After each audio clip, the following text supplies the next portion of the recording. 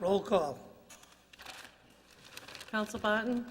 Present. Present. Counsel Cahill? Present. Present. Counsel Capano absent. Counsel Chakutis? Present. Present. Counsel Calucci? Present. Present. Counsel Seer? Present. Present. Counsel LaPierre? Present. Present. Counsel Lozey? Present. Present. Counsel Net? Present. Present. Counsel Trahan? Absent. Counsel Walsh? Absent. All rise for a moment of silence. Mr. President, can we keep in our thoughts the family of Paul Barabeau?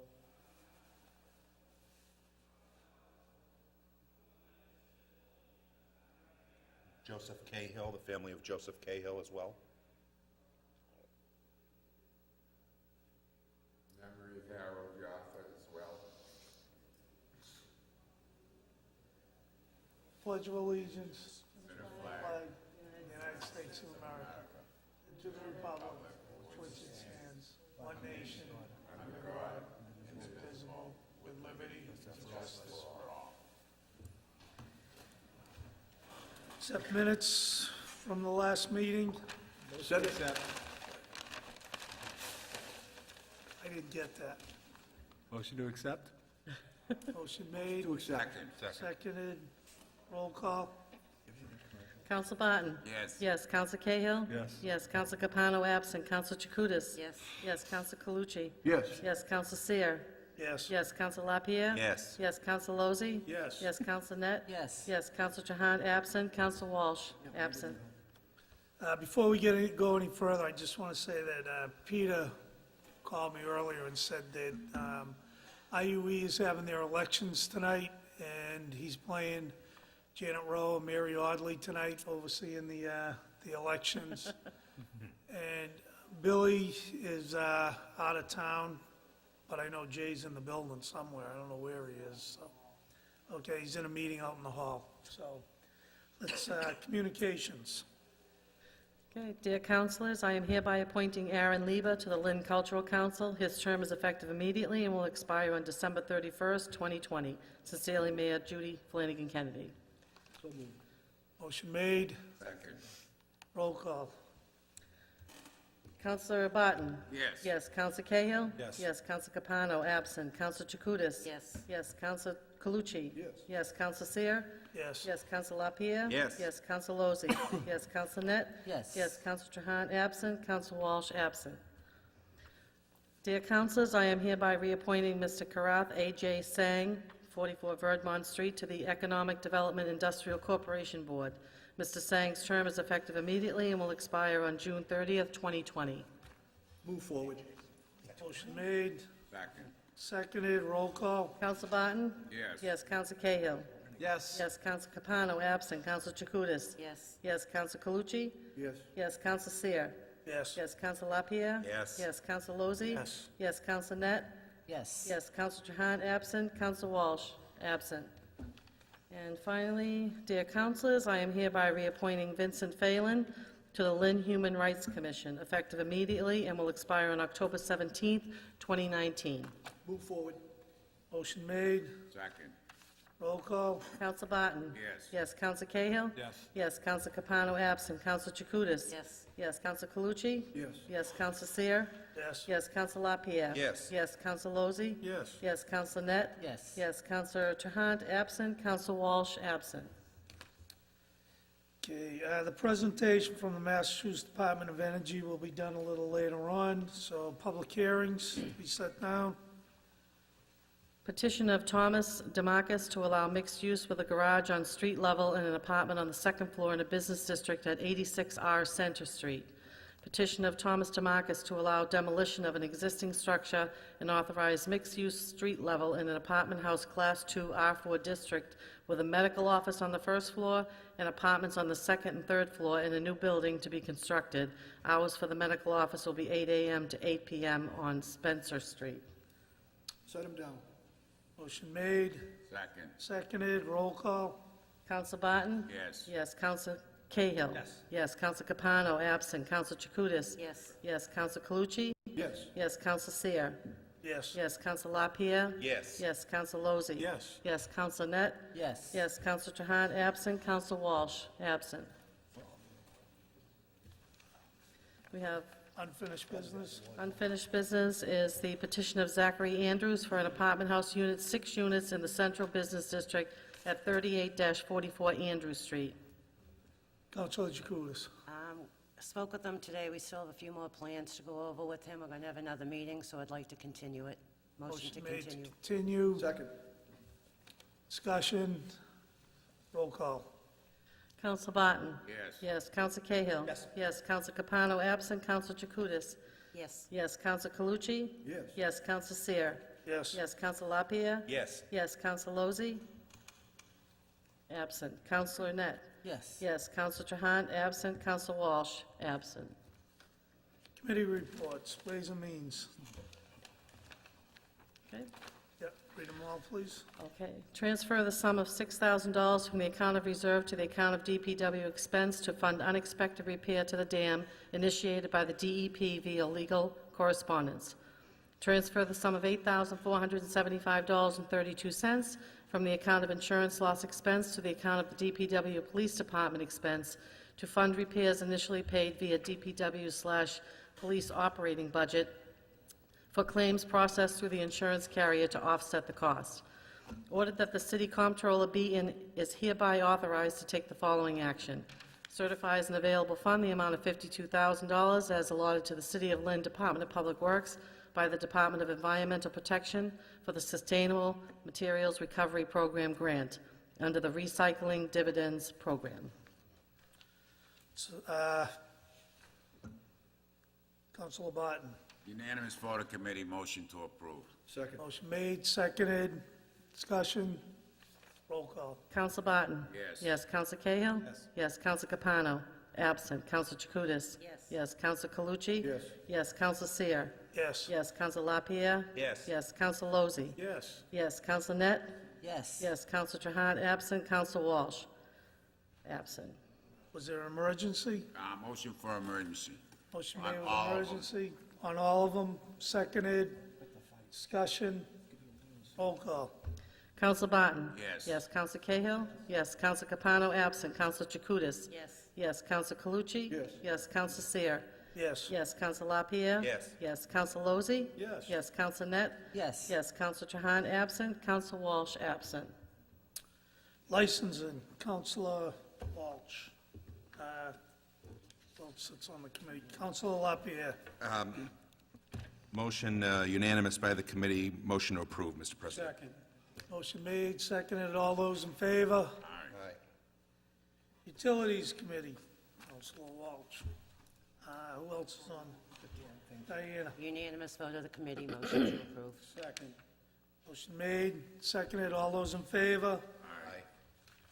Public Properties, Councilor Net. Mr. President, the committee voted for an order for a proposed license agreement for former Harding Street abandoned car lot with emergency. Make motion to approve. Second. Want me to read the Got order? it? It's got to be a roll call. Seconded, discussion, roll call. Ordered that the city solicitor's office draft a license agreement with G&J Towing, Inc. for the former abandoned car lot on Harding Street under the grant of a variance for a contractor's yard, if any. Counsel Barton? Yes. Yes. Counsel Cahill? Yes. Yes. Counsel Capano? Absent. Counsel Jacutis? Yes. Yes. Counsel Calucci? Yes. Yes. Counsel Seer? Yes. Yes. Counsel LaPierre? Yes. Yes. Counsel Lozey? Yes. Yes. Counsel Net? Yes. Yes. Counsel Trahan, absent. Counsel Walsh, absent. Is it emergency on that? Yes, it was emergency on that. Mr. Motion made for emergency. Second. Seconded, roll call. Counsel Barton? Yes. Yes. Counsel Cahill? Yes. Counsel Capano, absent. Counsel Jacutis? Yes. Yes. Counsel Calucci? Yes. Yes. Counsel Seer? Yes. Yes. Counsel LaPierre? Yes. Yes. Counsel Lozey? Yes. Yes. Counsel Net? Yes. Yes. Counsel Trahan, absent. Counsel Walsh, absent. Okay, before we go into new business, I'm going to ask Councilor Lozey to come up to the podium. He has someone here who's going to speak to us about green cities. I'm going to turn the podium over to Councilor Lozey. Thank you, Mr. President, Councilor Seer. We have with us from the Department of Energy Resources, Neil Duffy, and he's going to give a quick presentation. It's going to be after the presentation, a short question and answer. And I want to thank Mr. Duffy for coming here tonight and representing the agency that's going to help Lynn move forward in becoming a green community, along with all of the benefits. Thank you. Thank you, Councilor Lozey. Thanks for inviting me here tonight. I really appreciate all your efforts, and I appreciate the City Council having me here, and especially appreciate the resolution that you passed, I think, last month to pursue designation. I think that's great, and I'm looking forward to working with the city over the coming year. I gave a presentation to some City Council members at the end of the summer about the Green Communities Program that some of you probably remember. One thing that I wanted to just make sure people understand is the Green Communities Division serves all 351 cities and towns in the state, not just green communities. We try to be the clean energy hub for cities and towns. So even though you're not designated now, soon to be designated, hopefully, there are a lot of programs that DOER has to offer. And it's my job to try to connect Lynn to those programs. Before I get into the Green Communities Designation and Grant Program, one of those programs I did want to mention tonight is our streetlight conversion grant program that is administered through MAPC. And the reason I wanted to bring that up is because there's a somewhat of an urgency to be involved in that program, and MAPC's the agency that administers it, and Patrick Roach is the person at MAPC who administers the program, and he's met with people within the Inspectional Services department here, and I know had a very productive meeting with them. And if the city commits to partaking in that program, there's about a $380,000 grant available to help the city convert your streetlights to LED. That's about, the total project cost is about $2 million. With that grant and with utility incentives, you'd cut the cost in half, and you'd be looking at essentially a $400,000, approximately $400,000 savings annually once those streetlights are converted. So I wanted to make sure I mentioned that, even though it wasn't necessarily the top item on my list. I'm happy to be here to talk about Green Communities Designation and Grant Program. The program has been around for since about 2009. There's 185 green communities currently in the state. Maybe about 20 more will be designated this year, hopefully. The way the program works is you have to, as a city, you have to meet 5 criteria. And then once you meet those designation criteria, you submit your application to DOER to be designated, and the city will get a designation grant, and Lynn's grant would be approximately $510,000.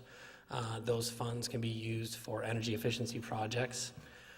Once the designation grant is spent down, then Lynn would be eligible for up to $250,000 annually in competitive grants. And again, those competitive grants are for energy efficiency projects.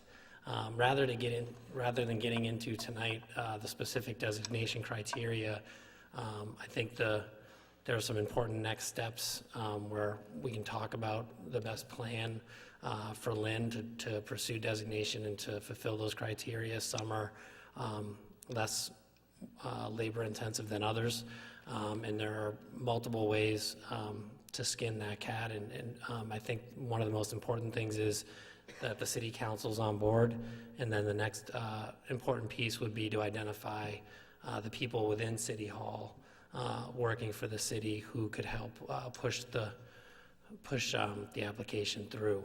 Again, I'm happy to take that up with the city council or work with city staff on that in the months to come. And I'm also happy to answer any questions about the Green Communities Designation and Grant Program or any other questions you may have about DOER or the programs that we offer. Thank you, Mr. Duffy. Are there any questions from the council? Mr. Duffy, I did have one question, or a couple of questions regarding the lighting, and I think that's a great program that we've been notified by the Inspectional Services Department about that lighting, that we could save over $400,000 a year in that lighting program. And with the grants, the total project cost, as you pointed out, would be over $2 million. With the grants, that would bring it down to about $1 million. And with the savings that the new LED lighting would bring, would realize over $400,000 a year. That would pay off a loan in 3 years. So that one there seems to be a no-brainer as well. I think, you know, just speaking from my perspective here as a counselor, and I know many of my colleagues support this, and I think it's a good thing. Lynn is facing some very difficult fiscal times. And the challenge for us as electeds is we have to find these grants. And here it is in front of us, the green community. 185 other communities saw fit to follow that, to become designated. Lynn has to do this. I think it's a great move, and I thank all of you for supporting it. And this lighting is going to be coming up soon as well. One question on this, Mr. Duffy. Would the city be able to use overlap with the green community funding for the lighting, or would that be a separate grant? So generally, yes, you can use Green Communities funds to convert your streetlights.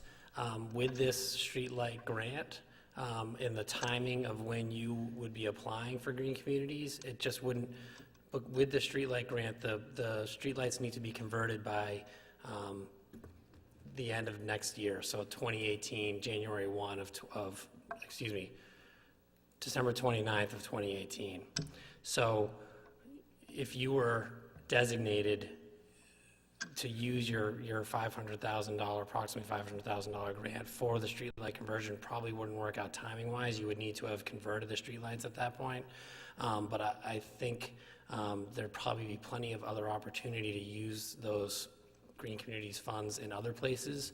And because of the streetlight grant, there's no better time to convert your streetlights. If Lynn is considering converting streetlights, this is the time to do it. The project makes sense financially without grants, frankly, but with the grant in place now, it really makes sense to act on the available funds when they're available, and then the designation grant could be used for different projects. How much is a street light, an LED street light cost? An individual light? Yeah. It depends. I mean, it depends on the fixture and the wattage, so. But the overall, to convert the whole, you know, the city actually smartly purchased your own streetlights, and just owning your own streetlights actually saves the city an awful lot of money in maintaining them on their own. So Lynn was forward-thinking enough to do that, I think a couple of years ago. But the next step, when you convert them, as I mentioned, the savings, because of the way you're billed with streetlights, it's on a tariff basis. So once your technology is installed, you're just billed at a different rate. So it's just the math that the utility company is doing. They're not metered. So it's not the use, it's just how many fixtures do you have and what do you have installed, and that's what you're charged. So the projected savings, unlike some energy projects, the projected savings actually really are there. I heard there's about 100 apiece. I'm not sure it's correct or not. What we just said? 100 apiece? Yeah, 100 apiece, that's what I heard. They're per light, right? Yeah, to be honest with you, I can't tell you what the exact price is on a fixture. The number, the slightly over $2 million number that I have is from the analysis that MAPC did when they met with your ISD folks and National Grid, and essentially gave them a quote and a financial breakdown of what it would cost to convert the whole inventory for the city. Okay. Councilor Barton? Yes, when you change the light, do you change the bulb or the whole housing of the light? It's the fixture, so it's not just the bulb itself. It's like the whole arm. You know, they call them like Cobra head lights. Any other questions for Mr. Duffy? Well, again, thank you, Mr. Duffy, for, I know you had to drive all the way from Lawrence, one meeting to get to this one in time, and I appreciate you doing that, and you made it safely, so I'm glad of that. And we look forward to moving Lynn forward as a green community with your assistance. Thank you, Councilor Losi, for having me, and thank you to the City Council for having me. I will look forward to working with all of you. Thank you. Thanks, Mr. Duffy. Thanks.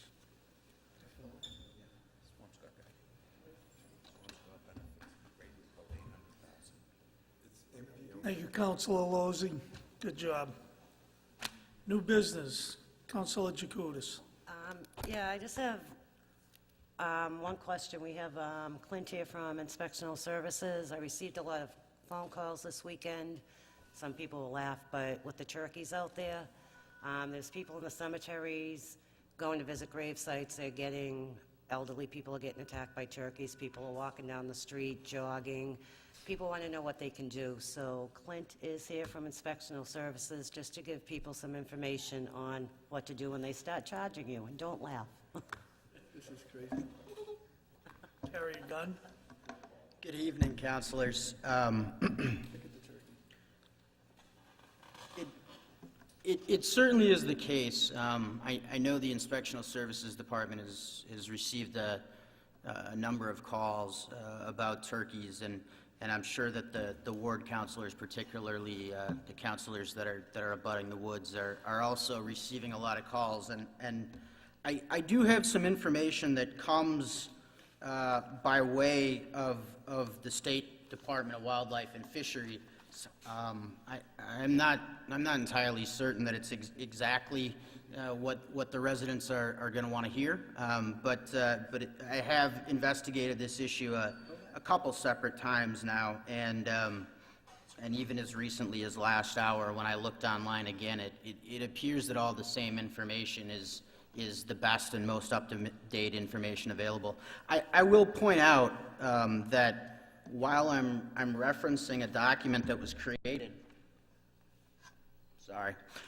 it was created by the state in April, which coincided with the beginning of one of the two hunting seasons here in Massachusetts. But within a 10-minute Google search that I did earlier this evening, I was able to find 4 different articles that have appeared in local papers recently about aggressive turkeys. So it's certainly an issue that Boston is dealing with, Bridgewater is dealing with, Westboro is dealing with, and so is Lynn. But it does appear that the information from the state is consistent across the board. The Bridgewater police last week had sent out a tweet saying, apparently everyone's communicating by tweets now, the president does it and everybody wants to get on board. The Bridgewater police said that aggressive turkeys are a problem, but state law doesn't allow the police or the animal control officer to remove them. If you're having trouble, please call the MSPCA at 617-522-7400. Based on my own investigation, that's largely true. It is illegal under state law to trap and remove and relocate wildlife except under limited circumstances with an appropriate license. The information from the state seems to be that the appropriate person to contact is a problem animal control officer, which is not the city's animal control officer, but there are private contractors that have the appropriate licenses and approvals from the State Department of Wildlife and have the ability to relocate wild animals. There are a list of problem animal control officers available on the state's website, which is now available under the animal control subpage of the Inspectional Services Department webpage. That's actually an update that was added last Friday. But predominantly, the information provided by Mass Wildlife essentially The number one thing that Mass Wildlife would like residents to know is that turkeys, their society is hierarchical in nature, and so within their group, there's a quote-unquote pecking order, and basically the stronger and more aggressive turkeys pick on the weaker turkeys. So one of the main bits of advice that the state has shared is that you shouldn't let the turkeys intimidate you. I know everybody that calls the ISD department, I try to tell them that, and they say, well, come to my driveway and you show me what you're going to do to the turkey. But the information that I receive from the individuals that are experts in the field is that a turkey will respond aggressively the more submissively you respond to him, and conversely will be more inclined to back down if you don't. They also recommend that both direct and indirect sources of food obviously pose a problem by way of an attractive nuisance, and the state recommends that residents keep the areas of their bird feeders clean. I saw some things online where feeders for smaller birds were put inside a wire mesh cage so that larger animals such as turkeys couldn't get to it and knock that seed out. I'm not sure how folks will feel about that, but it is an option. So again, don't feed the turkeys. Try to keep your bird feeder areas as clean as possible. Similarly, gardens and crops that are available in our source of food are going to ultimately attract more turkeys to your neighborhood. The final bit of advice, such as it is from the state, is that not only did turkeys respond aggressively to each other and to other animals, including humans, that they encounter, but I guess they have a natural aggression towards shiny and reflective objects, and oftentimes become confused that their reflection is another turkey that they need to intimidate. And so, unfortunately, this manifests itself as property damage when people's vehicles are attacked by turkeys, seeing their reflection and things of that nature. The advice once again is to cover or disguise any shiny objects. If there's a particular object on your porch that is reflective during a certain period of the day's sunlight, to cover that object. As I say, this is the very best information that I've been able to collect that the state has available, and I'll take any questions, but I don't claim to have any expertise beyond that. Do any of the councils have any turkey questions? Seeing none, I think you're done. Thank you. Thank you. Thanks, Clint. Under new business, Councilor Calucci. This is kind of mundane. Can we put a public hearing for 7-9 Chancery Court, a demolition for a nuisance?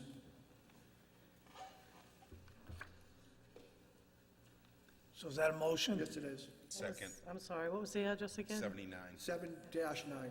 7-9 Chancery Yes. Court? Motion made, seconded, discussion. Roll call. Counsel Barton? Yes. Yes. Counsel Cahill, absent. Counsel Capano, absent. Counsel Chakutis? Yes. Yes. Counsel Calucci? Yes. Yes. Counsel Seer? Yes. Yes. Counsel LaPierre? Yes. Yes. Counsel Lozey? Yes. Yes. Counsel Net? Yes. Yes. Counsel Trahan, absent. Counsel Walsh? Yes. Yes. Any other new business? It's the wish of the council. Motion to adjourn, seconded. Yes, for me. Thank you, I'm sorry. I was talking to Brian.